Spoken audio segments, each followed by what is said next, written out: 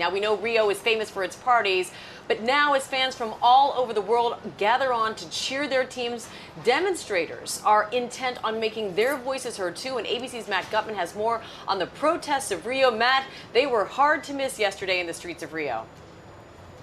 That's right, Amy. You got to see it yourself up close and personal. They certainly made themselves heard, banging pots and pans and chanting as they tried to make their way towards the Maracanã Stadium, of course, running into that human wall of riot police. Now, it's been a rough ride to Rio the past couple of years. There's been a lot of anger over Olympic spending and government corruption. The hangover beginning before the party. Demonstrators tearing apart and burning the Brazilian flag, fighting with police in the streets, with at least 2 people detained. Riot police late Friday blasting smoke grenades into this crowd of protesters, then charging. The tear gas billowing in yellow clouds. Medical personnel quickly setting up a makeshift triage unit, tending to those overcome by the gas and the smoke.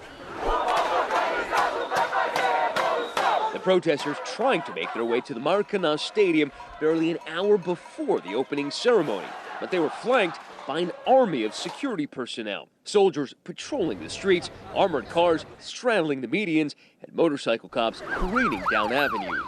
This protest planned against Brazil's vast spending during these Olympics and its allegedly vast corruption. These riot police outnumber protesters here by about 3 or 4 to 1. There's obviously an enormous impetus here by Olympic organizers to ensure that everything goes smoothly and peacefully. But while some protested, most partied. They were wrapped in flags, American, Brazilian, and otherwise.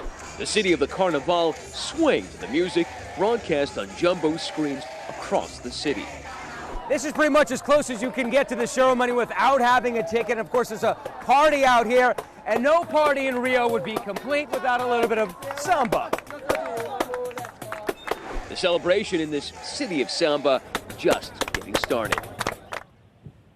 Now, of course, despite all of that noise, everybody pretty much stayed in their lanes. The protesters, police, and of course the partygoers. No one from either side was hurt, which means the party can continue. And how about that samba dancing? That was really impressive, actually. Amy?